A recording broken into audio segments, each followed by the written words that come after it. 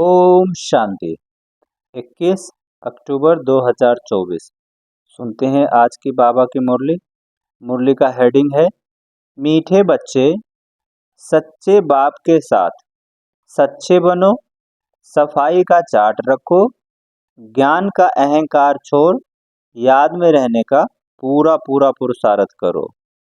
मीठे बच्चे सच्चे बाप के साथ सच्चे बनो, सच्चाई का चार्ट रखो, ज्ञान का अहंकार छोड़ याद में रहने का पूरा पूरा पुरुषार्थ करो।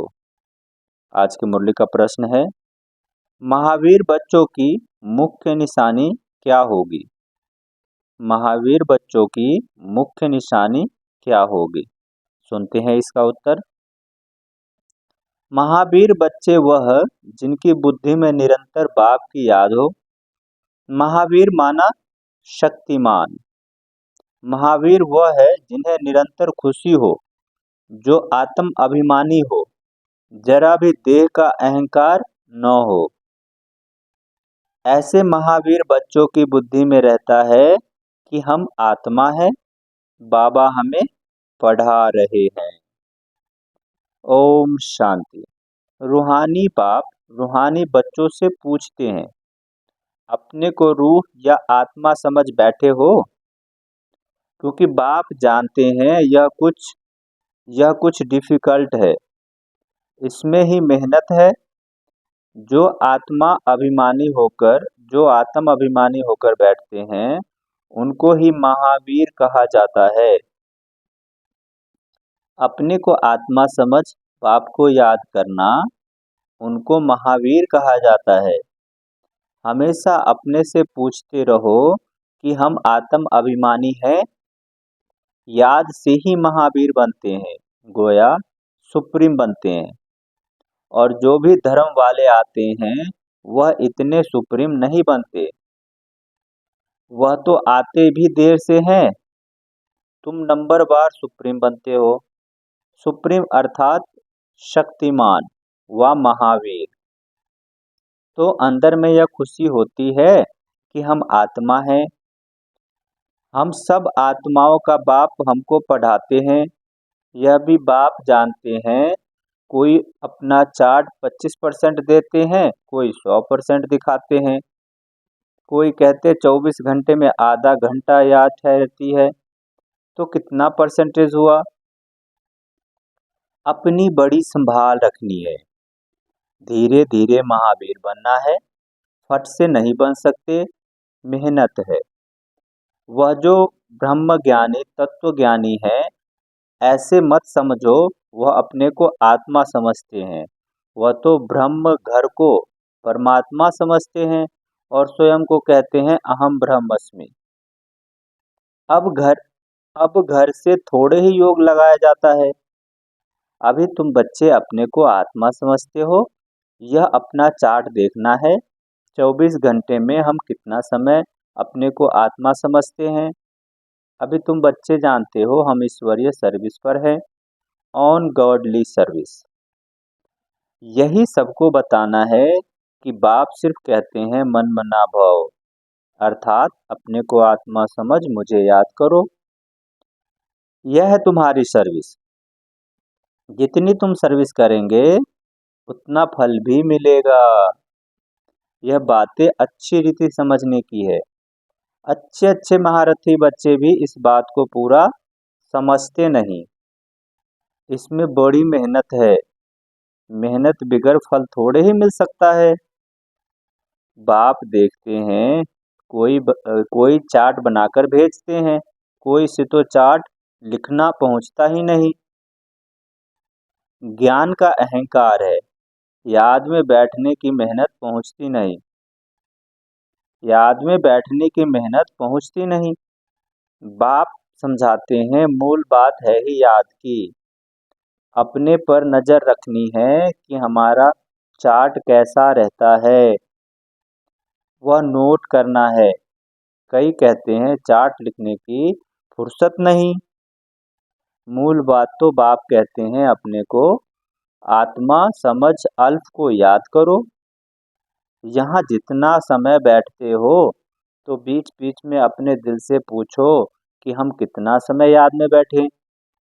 यहाँ जब बैठते हो तो तुमको याद में ही रहना है और चक्र फिराओ तो भी हर्जा नहीं। हमको बाबा के पास जरूर जाना है, पवित्र सतो प्रधान होकर जाना है। इस बात को अच्छी रीति समझना है। कई तो फट से भूल जाते हैं, सच्चा सच्चा चाट अपना बताते नहीं।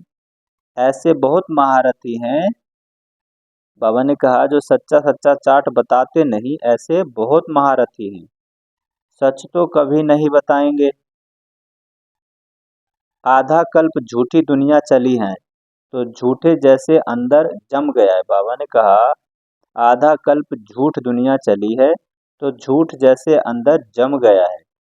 इसमें भी जो साधारण है वह तो झट चाट लिखेंगे। बाप कहते हैं, तुम पापों को भस्म कर पावन होंगे याद की यात्रा से। सिर्फ ज्ञान से तो पावन नहीं होंगे, बाकी फायदा क्या। पुकारते भी हो पावन बनाने के लिए, उनके लिए चाहिए याद। हर एक को सच्चाई से अपना चार्ट बताना चाहिए। यहाँ तुम पौना घंटा बैठे हो तो देखना है पौने घंटे में हम कितना समय अपने को आत्मा समझ बाप की याद में बैठे थे। कईयों को तो सच बताने में लज्जा आती है, बाप को सच नहीं बताए। बाबा ने कहा, बाप को सच नहीं बताते, वह समाचार देंगे या सर्विस की इतनी को समझाया। बाबा ने कहा, वह समाचार देंगे या सर्विस की इतनों को समझाया, यह किया, परंतु याद की यात्रा का चार्ट नहीं लिखते। बाप कहते हैं, याद की यात्रा में न रहने के कारण ही तुम्हारा कोई को तीर नहीं लगता। ज्ञान तलवार में जौहर नहीं भरता है। ज्ञान तो सुनाते हैं, बाकी योग का तीर जाए। बाबा ने कहा, योग का तीर लग जाए वह बड़ा मुश्किल है।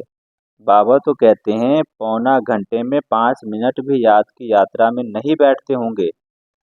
समझते ही नहीं कि कैसे अपने को आत्मा समझ और बाप को याद करेंगे। कई तो कहते हैं हम निरंतर याद में रहते हैं। बाबा कहते, यह अवस्था अभी हो नहीं सकती। अगर निरंतर याद करते फिर तो कर्मातीत अवस्था आ जाए, ज्ञान की प्रकाष्ठा हो जाए। थोड़ी ही इसका बाबा ने कहा, थोड़े ही किसको समझाने से बहुत तीर लग जाए। किसी को थोड़ा भी समझाए तो ज्ञान का तीर लग जाए। मेहनत है ना, ये इस अवस्था में मेहनत है ना। विश्व का मालिक कोई ऐसे थोड़ी बन जाएंगे। माया तुम्हारी बुद्धि का योग कहाँ का कहाँ ले जाएगी। मित्र संबंधी आदि याद आते रहेंगे। किसको विलायत जाना होगा तो सब मित्र संबंधी स्टीमर एरोप्लेन आदि ही याद आते रहेंगे। विलायत जाने की जो प्रैक्टिकल इच्छा है वह खींचती है। बुद्धि बुद्धि का योग बिल्कुल टूट जाता है और कोई तरफ बुद्धि न जाए, इसमें बड़ी मेहनत की बात है। सिर्फ एक बाप की ही याद में रहे, यह देह भी याद न आए, यह अवस्था तुम्हारी पिछाड़ी को होगी। दिन प्रतिदिन जितना याद की यात्रा को बढ़ाते रहें, इसमें तुम्हारा ही कल्याण है। बाबा ने कहा, दिन प्रतिदिन जितना याद की यात्रा को बढ़ाते रहें, इसमें तुम्हारा ही कल्याण है। जितना याद में रहेंगे उतना तुम्हारी कमाई जमा होगी। अगर शरीर छूट गया फिर यह कमाई तो कर नहीं सकेंगे। अगर शरीर छूट गया फिर यह कमाई तो कर न सकेंगे। जाकर छोटा बच्चा बनेंगे तो कमाई क्या करेंगे। भल आत्मा यह संस्कार ले जाएगी, परंतु टीचर तो चाहिए ना, जो फिर स्मृति दिलाए। बाप भी स्मृति दिलाते हैं ना। बाप को याद करो, यह सिवाय तुम्हारे और कोई को पता ही नहीं है कि बाप की याद से ही पावन बनेंगे। वह तो गंगा स्नान को ही ऊंच मानते हैं, इसलिए गंगा स्नान ही करते रहते हैं। बाबा तो इन सब बातों का अनुभवी है ना। इसने तो बहुत गुरु किए हैं, ब्रह्मा बाबा ने तो बहुत गुरु किए हैं। वह स्नान करने जाते हैं पानी का, यहाँ तुम्हारा स्नान होता है याद की यात्रा से। सिवाय बाप की याद के तुम्हारी आत्मा पावन बन नहीं सकती। इनका नाम ही है योग, अर्थात याद की यात्रा। ज्ञान को स्नान नहीं बाबा ने कहा, ज्ञान को स्नान नहीं समझना, योग का स्नान है। ज्ञान तो पढ़ाई है, योग है स्नान, जिससे पाप कटते हैं। ज्ञान और योग दो चीजें हैं। याद से ही जन्म जन्मांतर के पाप भस्म होते हैं। बाप कहते हैं, इस याद की यात्रा से ही तुम पावन बन सतो प्रधान बन जाएंगे। बाप तो बहुत अच्छी रीति समझाते हैं। मीठे मीठे बच्चों, इन बातों को अच्छी रीति समझो, यह भूलो नहीं। याद की यात्रा से ही जन्म जन्मांतर के पाप कटेंगे। बाकी ज्ञान तो है कमाई। याद और पढ़ाई दोनों अलग अलग है। ज्ञान और विज्ञान, ज्ञान माना पढ़ाई और विज्ञान माना योग अथवा याद। किसको ऊंच रखेंगे, ज्ञान या योग? याद की यात्रा बहुत बड़ी है, इसमें ही मेहनत है। स्वर्ग में तो सब जाएंगे। सतयुग है स्वर्ग, त्रेता है सेमी स्वर्ग। वहां तो इस पढ़ाई अनुसार जाकर विराजमान होंगे। बाकी मुख्य है योग की बात। प्रदर्शनी व म्यूजियम आदि में भी तुम ज्ञान समझाते हो, योग थोड़ी ही समझाएंगे। फिर इतना कहेंगे, अपने को आत्मा समझ बाप को याद करो। बाकी ज्ञान तो बहुत देते हो। बाप कहते हैं, पहले पहले बात ही यह बताओ। बाबा ने कहा, पहले पहले बात ही यह बताओ कि अपने को आत्मा समझ बाप को याद करो। इस ज्ञान इस ज्ञान देने के लिए ही तुम इतने चित्र आदि बनाते हो। योग के लिए कोई चित्र की दरकार नहीं। चित्र सब ज्ञान की समझाने के लिए बनाए जाते हैं। अपने को आत्मा समझने से देह का अहंकार बिल्कुल टूट जाता है। ज्ञान में तो जरूर मुख्य चाहिए वर्णन करने के लिए। योग योग की तो एक ही बात है, अपने को आत्मा समझ बाप को याद करना। पढ़ाई तो देह की दरकार है, पढ़ाई में तो देह की दरकार है। शरीर बगैर कैसे पढ़ेंगे व पढ़ाएंगे? बाबा ने कहा, पतित पावन बाप है तो उनके साथ योग लगाना पड़े ना। परंतु कोई जानते नहीं। बाप खुद आकर सिखलाते हैं, मनुष्य मनुष्य को कभी सिखला न सके। बाप ही कहते हैं, मुझे याद करो। किसको कहा जाता है? परमात्मा का ज्ञान। परमात्मा ही ज्ञान का सागर है। वही यह बड़ी समझने की बात है। परमात्मा ही ज्ञान का सागर है, यह बड़ी समझने की बात है। सबको यही बोलो कि बेहद के बाप को याद करो। वह बाप नई दुनिया स्थापन कर रहे हैं। क्यों याद करो? क्योंकि वह नई दुनिया स्थापन कर रहे हैं। वह समझते ही नहीं कि नई दुनिया स्थापन हो रही है। जो भगवान को याद करें, ध्यान में भी नहीं है तो ख्याल करे। बाबा ने कहा, ध्यान में ही नहीं तो ख्याल करे ही क्यों? जब भी तुम जानते हो परम पिता परमात्मा शिव भगवान एक ही है। कहते भी हैं ब्रह्मा देवताय नमः, फिर पिछाड़ी में कहते हैं शिव परमात्माय नमः। वह बाप ही है ऊंच से ऊंच, परंतु वह क्या है यह भी नहीं समझते। अगर पत्थर ठिक्कर में है फिर नमः काहे की? अर्थ रहित बोलते रहते हैं। यहाँ तो तुमको आवाज से पढ़े जाना है, अर्थात निर्माण धाम शांति धाम में जाना है। शांति धाम सुख धाम कहा जाता है ना, वह है स्वर्ग धाम। नरक को धाम नहीं कहेंगे, अक्षर बड़े सहज है। क्राइस्ट का धर्म कहाँ तक चलेगा, यह भी उन लोगों को कुछ पता नहीं।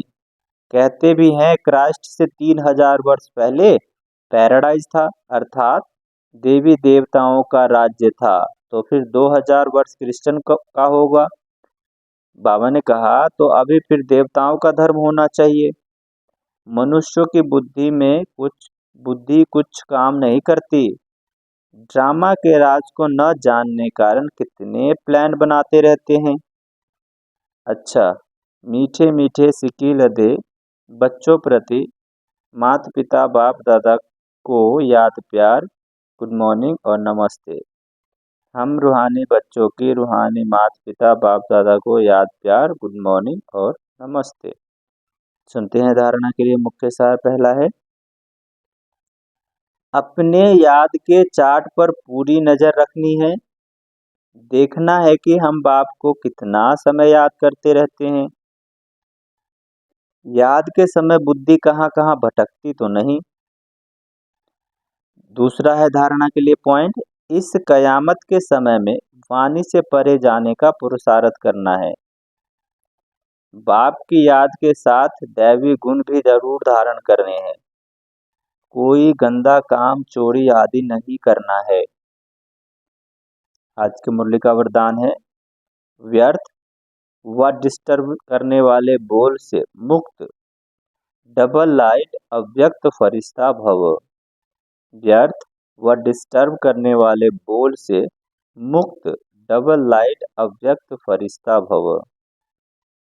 अव्यक्त फरिश्ता बनना है तो व्यर्थ बोल जो किसी को भी अच्छी नहीं लगते, उन्हें सदा के लिए समाप्त करो। बात होती है दो शब्द की, लेकिन उसे लंबा करके बोलते रहना यह भी व्यर्थ है। जो 4 शब्दों में काम हो सकता है वो 12 से 15 शब्दों में नहीं बोलो। कम बोलो, धीरे बोलो, मीठा बोलो, यह स्लोगन गले में डालकर रखो। व्यर्थ व डिस्टर्ब करने वाले बोल से मुक्त बनो। अव्यक्त फरिश्ता बनने में बहुत मदद मिलेगी। सुनते हैं आज के मुरली का स्लोगन, जो स्वयं को परमात्मा प्यार के पीछे कुर्बान करते हैं, सफलता उनके गले की माला बन जाती है। जो स्वयं को परमात्मा प्यार के पीछे कुर्बान करते हैं, सफलता उनके गले की माला बन जाती है। अच्छा, ओम शांति।